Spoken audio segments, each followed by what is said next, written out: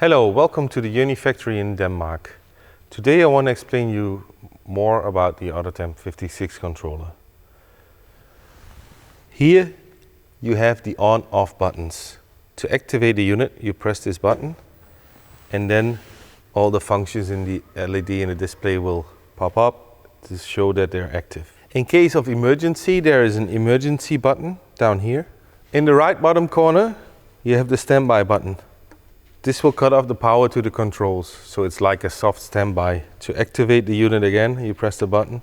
In the left top corner, you can see the temperature control. In this case, the food temperature.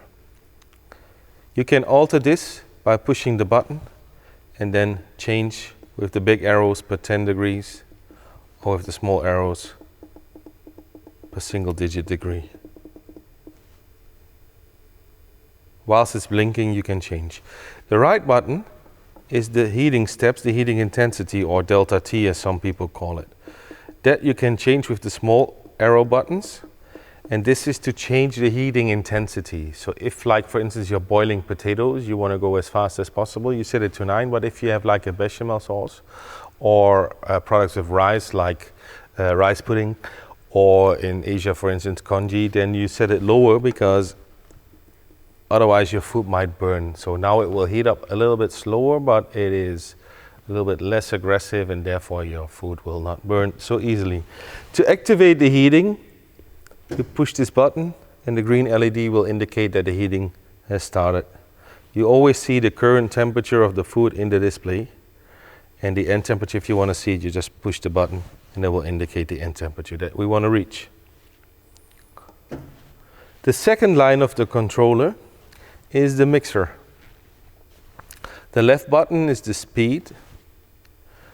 The right button is the mixer patterns, of which we have 7 in total. To alter the speed, you press the left button, and then whilst it's blinking, you can change the speed depending on the program you've chosen. To change the mixer pattern, you press the button to the right there, and then you can see it starts blinking. With the small arrows, you can change from the cleaning program, for instance, up to mixer program 6. And depending on the food that you're cooking, you have different patterns that is ideal to use. So some are alternating, some are going only in one direction. So it's really depending on the food you're cooking, which is described in the manual also to give you an idea what to use for whichever product you're using. To activate the mixer, you press the button behind it, and then the green LED will light up and the mixer is rotating.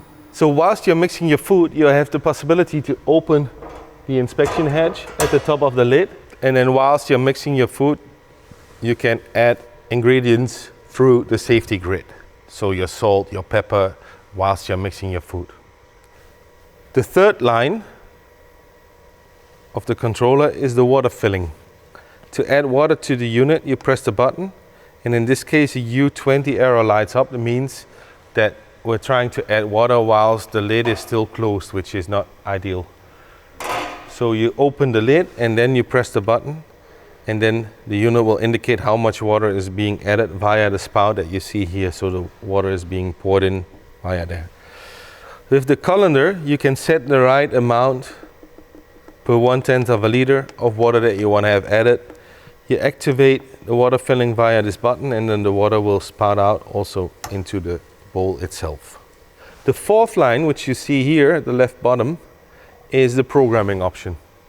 There you can program up to 150 different programs, which are already preset, where you can change the parameters with optional ice water chilling also that you can have connected to these units.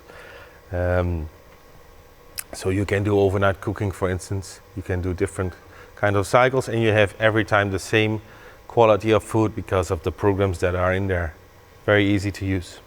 The tilting mechanism you see at the left bottom here. To activate the tilting, you push the top button and the lower button to tilt it all the way back. The unit can tilt over 90 degrees, so you can fully empty it. Here you can see the buttons to activate the chilling or back to the heating again. So what you have to do, if you have the optional ice water chilling system, which is very, very good for your cook and chill kitchens, you just push the button for 5 seconds and it will automatically switch over After the chilling cycle, you can go back to heating by pushing the heating button for 5 seconds. Now the heating is activated. You find the slow mix button now here at the lower part of the control. The mixer can also run when the unit is in a normal horizontal position. Optionally, you can have a foot pedal with the kettle. This is, for instance, to take over the function of the tilting mechanism, which is activated via the button in the control.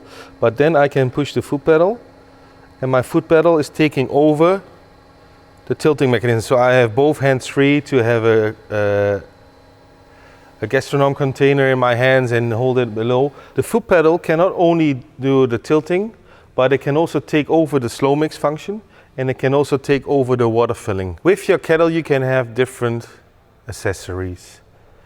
Like here, for instance, you see the tool trolley with different kinds of accessories. Ideally, the tool trolley you use for transporting your accessories from the dishwasher to the kettle and the other way around.